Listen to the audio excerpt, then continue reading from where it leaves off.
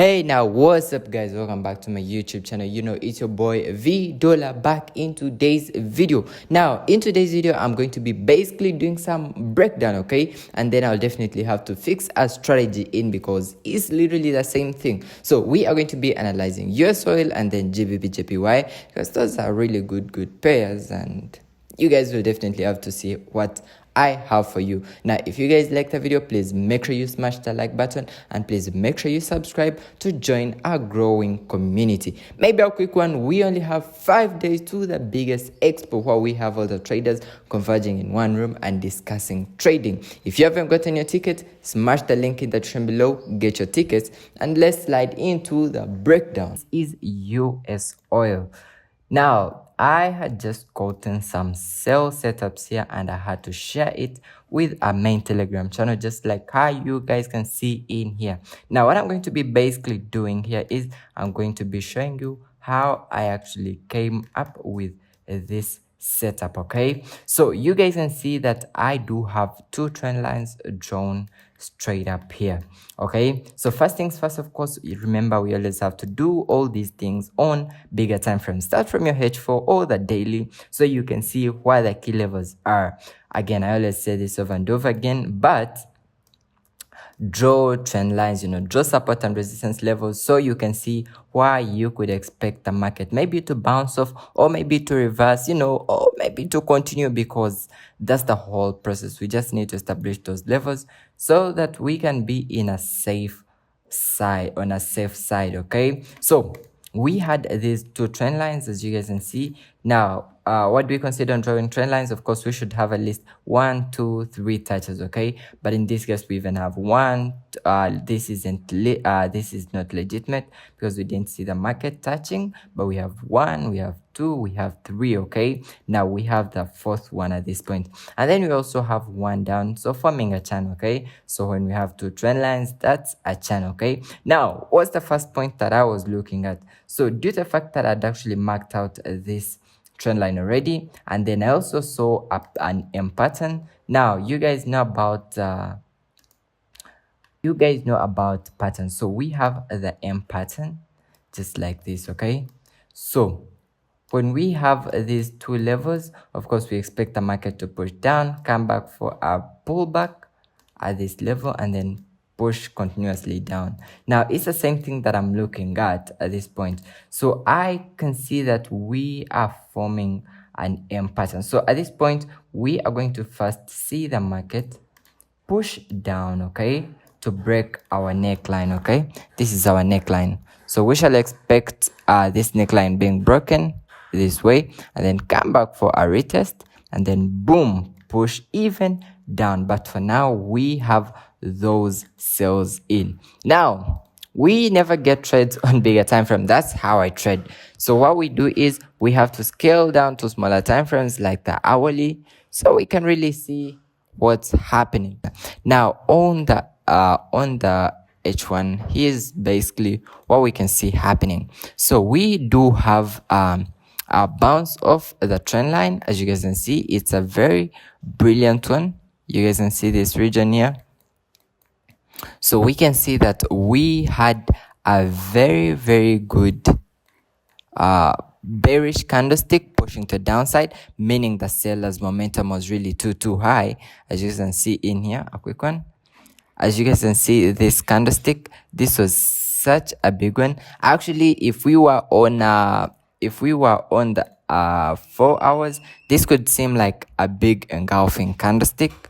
Check that out. So you can see that we also had a very good weak rejection. Now, what does that weak rejection mean? It means initially opened up going to the upside, okay? It basically opened up as a big bullish candlestick, but then by the time it closed with some resistance, meaning sellers came in and they were trying to push the markets to the downside, okay? You can see it's a brilliant move. So let's go down to the M15 and we can really see.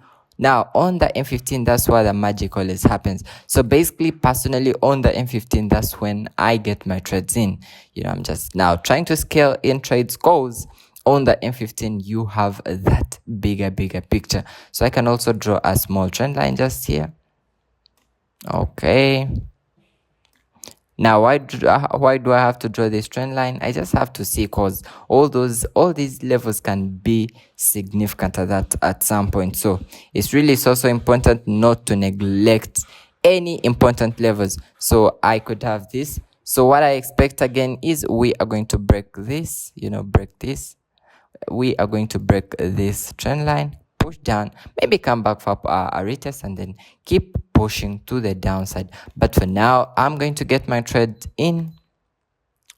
Boom. And then I only have to set a 1 to 2 raised to rad ratio. Now, maybe a quick one. You guys don't most times always ask what to place my stop loss. Now, stop loss, you really have to set this at a point where you aren't going to get stopped out because you set a small stop loss, or where you're going to place your stop loss and it's about 50 or 60 pips increasing your exposure to the risk. No, that's not important. So what you have to do is always place your stop loss levels at a point where there was significant support or resistance. Okay, basically at key levels. Why? This is really going to help you when you place your stop loss at a significant level, or a key level. It's okay, like you're on a safer side, due to the fact that if you get stopped out, it's okay. That was a key level. Now, like at this point, what I can say is, let's say we basically go back to hourly, and then I show you something real quick. Now check this out. So I have this point here. So we were bouncing off the trend line. So if someone entered a position here and placed, okay, let's say around here, and then placed his stop loss around here, that would be okay, because we were bouncing off a trend line, and a trend line was a key level in this particular case. Check this level here. If I entered a position around here and placed my stop loss above this key level, it would be okay. Like if I get stopped out, it's okay. But the percentage of me getting stopped out at such points is always really so low, because these are significant levels. Okay, so that's basically for US oil. Now we are going to check GBPJPY, so we can also see some beautiful trades right there. Boom.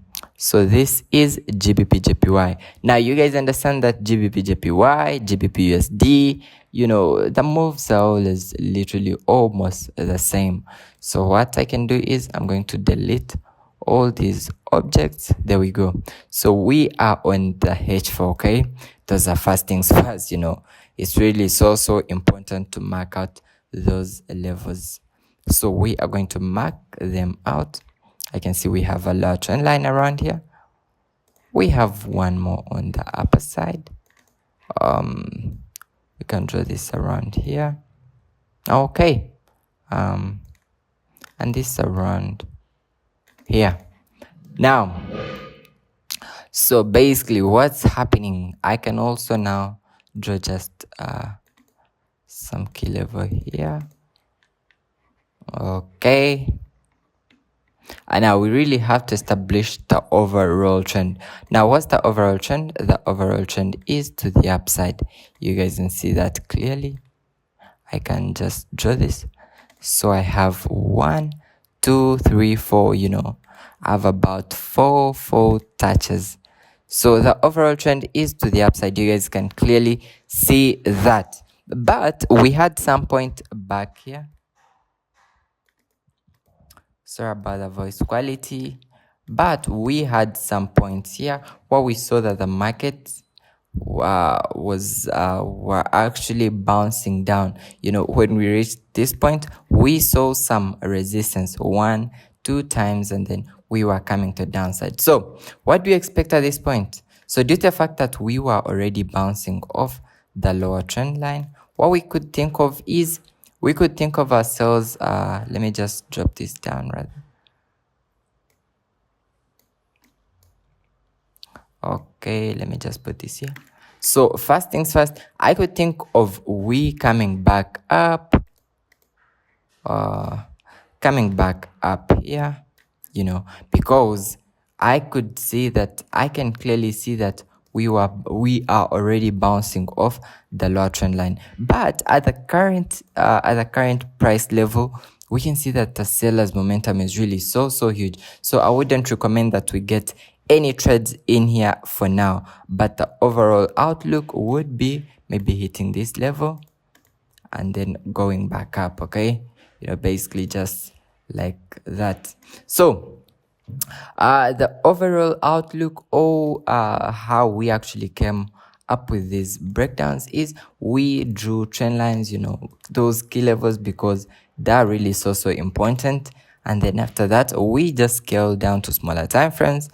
We can really see what's happening. So that's it for GBPJPY. I wouldn't recommend that we enter trade at this point, because seems we could be pushing down for a moment and then we should later have to push to the upside. So I really hope you guys enjoyed this video, and I will see you soon. I'm out.